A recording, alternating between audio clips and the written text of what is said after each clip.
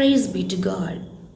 അനുഗ്രഹിക്കപ്പെട്ട നല്ല വിശുദ്ധ ദിവസത്തിനായി ദൈവത്തെ സ്തുതിക്കാം, സ്തോത്രം ചെയ്യാം. ഈ ദിവസത്തിലും കർത്താവ് നമ്മോട് സംസാരിക്കുന്നത് നാം ഓരോരുത്തരും ലോകത്തിൻ്റെ വെളിച്ചമാകുന്നു. നമ്മിലൂടെയാണ് യേശു കർത്താവ് നമ്മുടെ ഹൃദയത്തിലൂടെ ഈ ലോകത്ത് പ്രകാശിക്കുവാൻ ആഗ്രഹിക്കുന്നു. ആയതുകൊണ്ട് വെളിച്ചമാകുന്ന നാം ഓരോരുത്തരും മറഞ്ഞിരിക്കേണ്ടുന്നവരല്ല.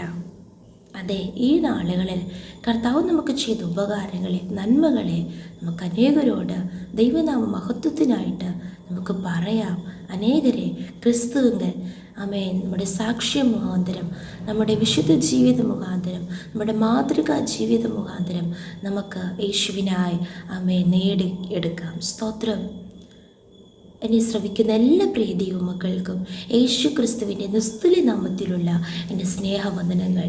ഈ ദിവസത്തിലും അല്പസമയ ചിന്തയ്ക്ക് ആധാരമായി മത്തായി എഴുതിയ സുവിശേഷം 5-ാം അധ്യായം അതിൻ്റെ 14-ാം വചനം നമുക്ക് വായിക്കാം. നിങ്ങൾ ലോകത്തിൻ്റെ വെളിച്ചമാകുന്നു. മലമേലിരിക്കുന്ന പട്ടണം മറഞ്ഞിരിപ്പാൻ പാടില്ല. പ്രിയ ദൈവമക്കളെ, നാം ഓരോരുത്തരും ക്രിസ്തുവാകുന്ന പാറമേൽ അടിസ്ഥാനമുള്ളവരായി പണിയപ്പെട്ടിരിക്കുന്ന ഒരു പട്ടണമാകയാൽ ഒരിക്കലും നാം മറഞ്ഞിരിക്കുവാൻ പാടില്ല. കാരണം നമ്മിലൂടെയാണ് ലോകത്തിൽ പ്രകാശം വെളിപ്പെടേണ്ടത്. സ്തോത്രം. കർത്താവ് നമുക്ക് എത്രയോ നന്മകൾ, എത്രയോ ഉപകാരങ്ങൾ ചെയ്തിട്ടുണ്ടല്ലേ. ആമേൻ. സ്തോത്രം. എല്ലാമൊന്നും നാം എല്ലാവരോടും പറയത്തില്ല. സ്തോത്രം. കാരണം എന്താണെന്നറിയാമോ?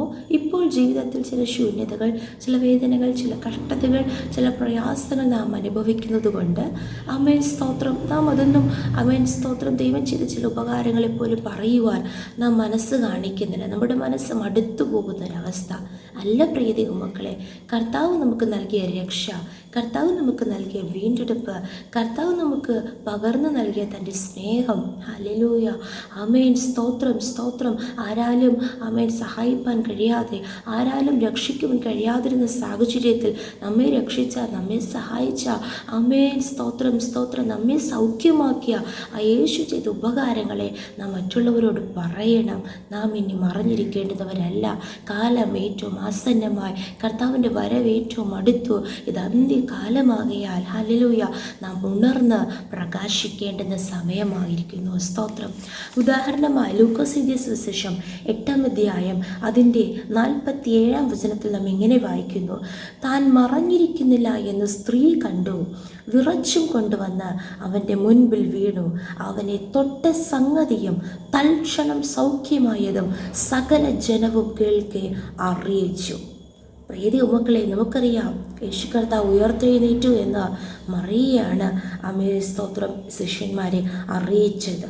ഒരാൾ അറിയിച്ചാൽ മാത്രമേ പലരും അറിയത്തുള്ളൂ, അല്ലേ?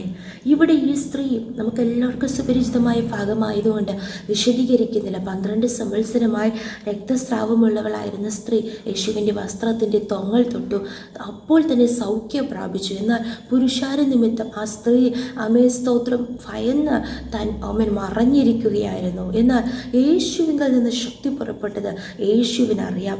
ആരോ യേശുവിനെ തൊട്ടിട്ടുണ്ടെന്ന് യേശുവിനറിയാം. പ്രിയ ദൈവമക്കളെ, നമ്മെ സൗഖ്യമാക്കിയ, നമ്മെ രക്ഷിച്ച, നമ്മെ വീണ്ടെടുത്ത യേശു കർത്താവ് ഇന്നും ആഗ്രഹിക്കുന്നു നമ്മിലൂടെ സ്തോത്രം താൻ ലോകത്ത് വെളിപ്പെടണം. ഹല്ലേലൂയ. എത്ര പേർക്ക് ആഗ്രഹമുണ്ട് മറഞ്ഞിരിക്കാതെ പുറത്തു വന്ന് യേശുവിന് പ്രസാദമായുള്ള രീതിയിൽ യേശുവിൻ്റെ നാമത്തെ ഉയർത്തണമെന്ന്. അങ്ങനെ യേശു പറഞ്ഞപ്പോൾ ഈ സ്ത്രീ പെട്ടെന്ന് താൻ മറഞ്ഞിരിക്കുന്നില്ല എന്ന് കണ്ടിട്ട് വിറച്ചും കൊണ്ട് വന്നു യേശുവിൻ്റെ മുൻപിൽ വീണു. ഹല്ലേലൂയ. യേശുവിനെ ആദ്യം യേശുവിൻ്റെ മുൻപിൽ വീണു. നാം യേശുവിന് എപ്പോഴും നന്ദിയുള്ളവരായിരിക്കണം. സ്തോത്രം. ഒരു ചെറിയ അനുഗ്രഹങ്ങൾ, നന്മകൾ, വിടുതലുകൾ ലഭിച്ചില്ല എന്നോർത്ത് നാം ഭാരപ്പെട്ട് യേശുവിൽ നിന്ന് അകന്നു പോകരുത്. എപ്പോഴും ദൈവസന്നിധിയിൽ നാം നന്ദിയുള്ളവരായിരിക്കണം. അവൾ ആദ്യം യേശുവിൻ്റെ മുൻപിൽ വീണു. രണ്ടാമത് യേശുവിനെ എന്തിനാണ് തൊട്ടത്, ആ തൊട്ട സംഗതി അവൾ ജനത്തോട് വിവരിച്ചു പറഞ്ഞു. തൊട്ട സംഗതി നമുക്കറിയാം.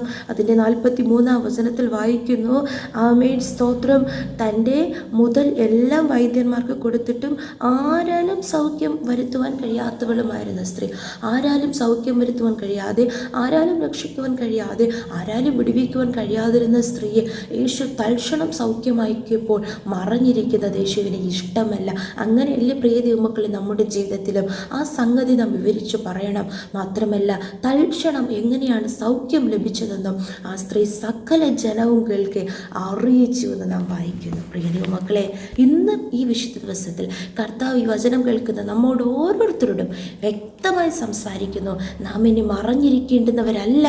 ആമേൻ സ്തോത്രം. ചെറിയവരായിരുന്നാലും വലിയവരായിരുന്നാലും, ചെറിയവരോടായിരുന്നാലും വലിയവരോടായിരുന്നാലും, നാം ദൈവം നമ്മുടെ ജീവിതത്തിൽ ചെയ്ത നന്മകളെ, ഉപകാരങ്ങളെ നാം അറിയിക്കേണ്ട സമയമാണ്. മറഞ്ഞിരിക്കാതെ മറനീക്കി പുറത്തു വന്നും കർത്താവിന് വേണ്ടി പ്രകാശിപ്പാൻ ദൈവം നമ്മെ ഏവരെയും സഹായിക്കുമാറാകട്ടെ. അങ്ങനെ നാം ചെയ്യുമ്പോൾ ഇനിയും സ്വസ്ഥതയും സമാധാനവും അനുഗ്രഹവും നൽകി നമ്മെ കർത്താവ് മാനിക്കും. ആ സ്വർഗരാജ്യത്തിൽ നമുക്ക് പ്രതിഫലം നൽകുവാനിടയായിത്തീരും. നമുക്കൊരുമിച്ച് പ്രാർത്ഥിക്കാം. നല്ല ദൈവമേ, സ്വർഗ്ഗസ്ഥ പിതാവേ, അനുഗ്രഹിക്കപ്പെട്ട വിശുദ്ധ ദിവസത്തിനായി നന്ദി നിറഞ്ഞ ഹൃദയത്തോടെ അങ്ങേ സ്തുതിക്കുന്നു, സ്തോത്രം ചെയ്യുന്നു. അപ്പാ, കഴിഞ്ഞ നാളുകളിൽ ഞങ്ങൾ പല സാഹചര്യങ്ങൾ മറഞ്ഞിരുന്നവരാണ്. എന്നാൽ ഈ നാളുകളിൽ കർത്താവേ, അപ്പാ, ഈ നാളുകൾ അങ്ങേക്ക് വേണ്ടി എഴുന്നേറ്റ് പ്രകാശിക്കുവാൻ അങ്ങ് ചെയ്ത ഉപകാരങ്ങളെ, നന്മകളെ ഭയപ്പെടാതെ അവൻ ഉറപ്പോടെ ധൈര്യത്തോടെ വിളിച്ചു പറഞ്ഞുകൊണ്ട് കർത്താവേ, അങ്ങയുടെ നാമത്തെ ഉയർത്തുവാൻ അങ്ങ് ഞങ്ങളെ സഹായിക്കുന്നതിനായി സ്തോത്രം ചെയ്യുന്നു. ഞങ്ങളിലൂടെ അങ്ങ് ഈ നാളുകളിൽ വെളിപ്പെടുന്ന കൃപകൾക്കായി സ്തോത്രം.